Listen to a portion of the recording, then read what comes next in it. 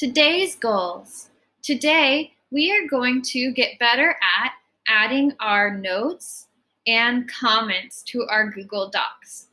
We are also going to use character actions and dialogue to help us discover their character traits, the solution, and the lesson learned in our story. Let's get started. Guys, welcome to another week of close reading. I'm excited to get started with you guys and learn even more this week. In order to get started, first I'm going to show you guys how you can see two different windows at the same time. So right now, you guys should have opened this video of me that you're watching right now. And you'll also have open, hopefully, your Google Doc from our story today, The Riddle of the Sphinx. What we are going to do is we're going to take one of our tabs and we're going to pull it out by clicking and dragging our mouse or your touchpad. Once you do that, you have these two different windows open on your computer. Now yours might look a little bit different than mine on the Chromebook, but basically what you're going to do is you're going to click on this little guy and hold it until you see that you can put your window to one side of the screen and the other on the other side of the screen. Now you should be able to see your reading and then pretend this is the video of me teaching you. If you can't figure this out and you can't see both windows at the same time on your computer, either go and get your parent to help you try and figure it out, or just pause the video when you need to and go and take your notes in the page. Right, now that we've done that, we're ready to get started on our close reading today. Today, we are reading a story, and we know that really good readers always scan their story first and decide what genre it is. So you're going to scroll through your page as I scroll through mine and take about 40 seconds to think about what genre you think this text is.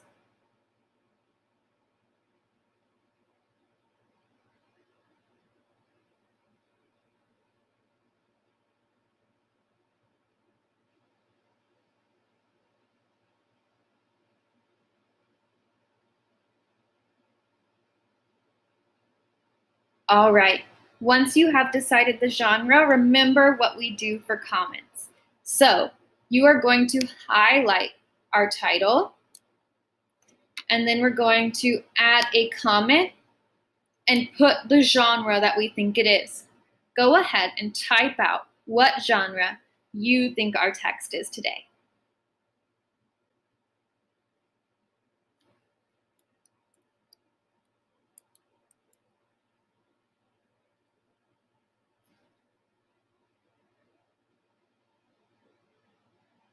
All right, guys, if you guessed fiction, you are correct today. So this is a type of fictional story. Actually, a very specific type of fiction. Today's story is a Greek myth. A Greek myth is a made-up story that people in Greece told long, long ago, and they were usually stories about either gods or about heroes. So let's see what we find out today. In a fictional story or a Greek myth, we are going to learn about their characters, motivation, problem, solution, and lesson learned, just like in a fictional story. Remember, this is a type of fiction, so it's going to have the same elements as we usually do. So we're going to be looking for these things as we read today. Make sure you have written this down as well and added it to your comments by posting it. If you have not yet, please pause the video here and go ahead and jot those down in your paper. We also know that really great readers make a prediction. So we are going to use our title as well to make a prediction now. So I am going to want to add another comment. To do this, I can either add an extra one or I can just reply to this one and continue writing. So I can say, I predict, and based off the title and the picture, what do you think is going to happen? In order to give you a better idea of this, I'm going to show you a picture that I found. And this right here is a sphinx. So a sphinx is kind of this magical character that we see. In the story you're going to see in a little bit that it is described as a beast, and it's half lion, half woman. A lot of the times these sphinx will also have wings as well. So here you can kind of get a picture of what this sphinx looks like as you read. So now that you've seen a better picture of the sphinx, what do you predict is going to happen in the story? What do you think? Go ahead and type this out now.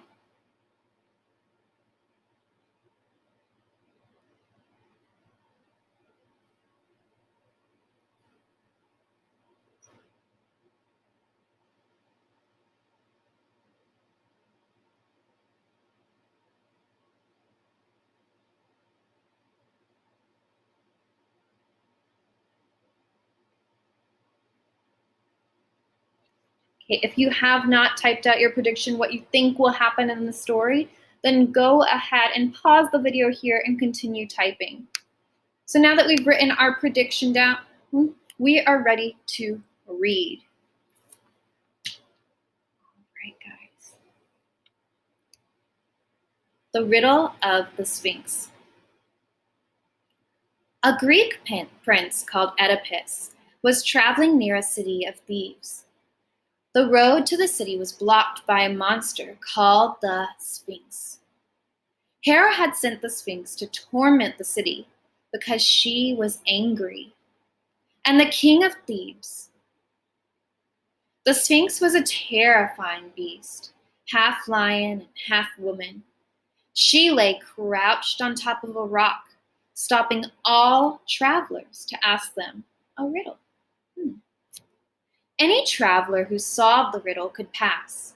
But if the traveler did not answer the riddle correctly, the Sphinx would dart forward and gobble him up. Whoa. She would then take her place on the rock again and wait patiently for the next victim to come along. No one had yet solved the riddle. The city has become a prison. The citizens were afraid to leave, and no one could enter. To make matters worse, the king had disappeared. Wow. We just uncovered so much in these first 3 paragraphs. When thinking about our thinking jobs, what did we just uncover here?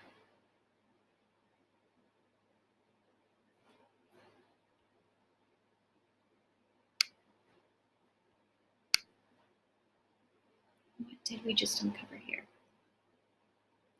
Who are the characters? So, who are the characters in this story so far? We were just introduced to a few. I know that we were introduced to a Greek prince named Oedipus. So I can click and drag my mouse over that and add my comment character for Oedipus. I also know that we were introduced to a monster called a Sphinx that's half woman, half lion. And we know that there are some travelers, but we didn't really get any specifics on specific travelers. So we'll just keep it to Oedipus and Sphinx. The next thing I want you to do is go in your comments, and you can reply or edit these. And where it says character, I want you to write what we know about these characters so far. So I'll do the first one, and then I'm going to have you do the Sphinx. So our character Oedipus. So far, I know that he's a prince, and he's traveling to a city near Thebes. And there's going to be this monster called a Sphinx that gobbles people up if they don't answer a riddle correctly. So far, what I know about Oedipus is he's a prince. He's traveling. And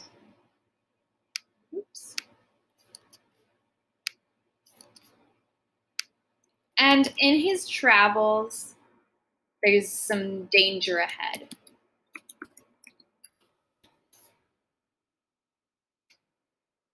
So those are all the things I know about the prince. Remember, when we take notes on this, we don't have to write complete sentences. We're just jotting down just thoughts to help us when we go back and we make our thinking job chart. So now I want to challenge you to think about what we know so far about the Sphinx. So just like I did about Oedipus, now in your comment box, you can either add the comment or edit it, remember.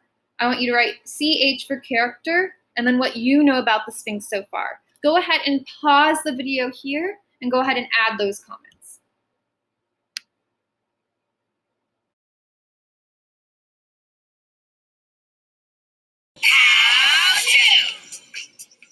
How to do a burpee. A burpee? Oh, that's easy. See? You'll need your body and a floor with enough room for your body. Step 1, put both hands on the ground and kick out your legs. Like this. Step 2, jump your feet to your hands. Like this. Step 3, spring up and lift your hands. Like this. That's a burpee. Wow, that's a burpee. Repeat as many times as you can.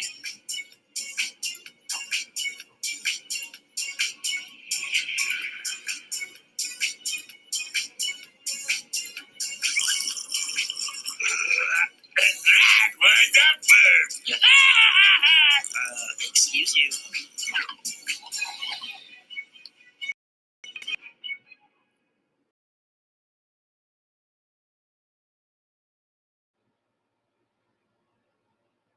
Great. Now that we've written down our characters and what we know about them so far, there was one more thinking job that was revealed to us, and that is the problem. So we are going to now go through our text in the first 3 paragraphs and find what our problem is. What do you think the problem is? Go ahead and look over these last few paragraphs and think about what is the big problem in the story so far.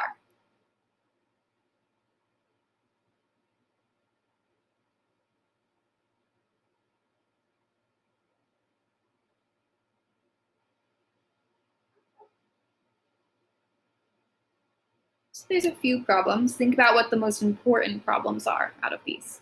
What are the most important problems?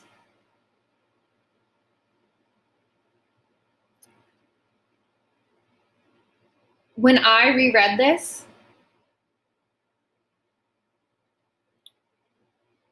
I saw that one of the problems is that if this traveler didn't answer the riddle correctly, the Sphinx would gobble him up.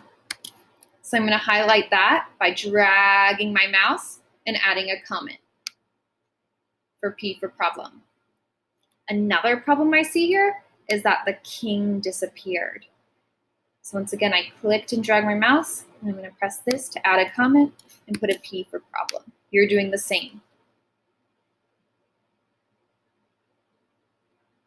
Now that we've found our problems in our text, we are going to continue to read. Now keep in mind, really strong readers pay close attention to the character's action and the dialogue between 2 people in order to find out more information about the characters and their traits that describe them, as well as sometimes it gives us hints to different thinking jobs, just the solution or lesson learned. So make sure you're keeping a lookout for that. Continuing to read on paragraph 4, Oedipus. Oedipus was ready for the challenge, and the Sphinx was happy to find another victim. Tell me your riddle, Sphinx, Oedipus cried. The beast leaned forward and whispered, what animal walks in the morning, on 4 feet in the afternoon, on 2 feet, and in the evening on 3 feet?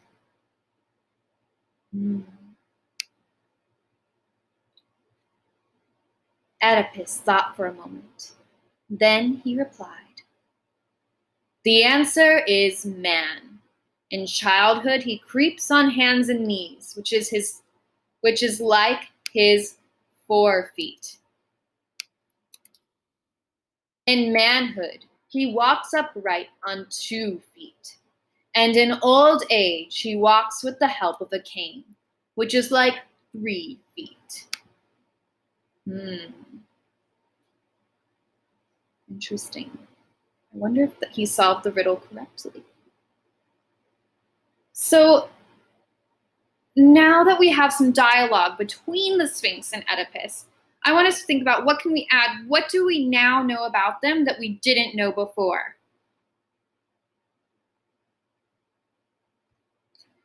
So now I'm going to do the Sphinx this time. And then when I'm done with the Sphinx, you're going to do the character. Remember, you still should be taking notes on both things. I'm just showing you an example this time. So I noticed that the Sphinx as a character is very clever. He's also tricky, and he's eager to trick people. He wants to be able to trick people. Now, I know that we can add some more character traits to Oedipus as well. What are some new things that we know about Oedipus? What are some new character traits that you can add to his character? Go ahead and add some words here that describe him after reading this talk between him and the Sphinx. Pause here and add those comments.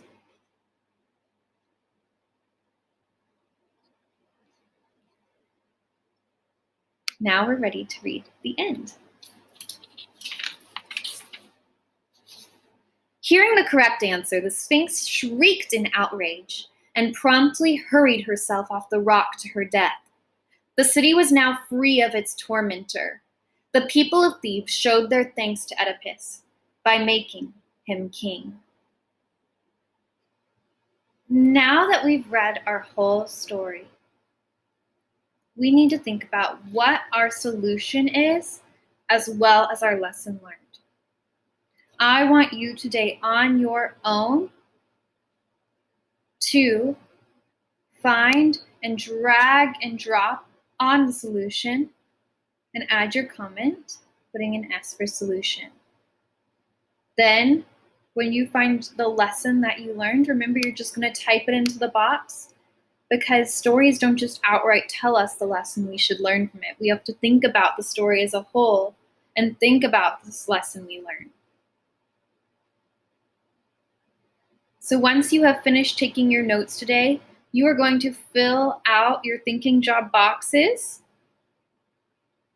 so that your teacher can check them and see how you did. Remember, you have so many amazing notes to use today. Make sure that you use them in order to help you fill this out. I'm really proud of you guys today for getting better at taking notes and learning how character action and dialogue in a story can help us figure out what the characters are like, the solution of the story, and the lesson learned. Hope you guys work super hard today. I'm proud of you. Keep up the hard work, and I will see you tomorrow.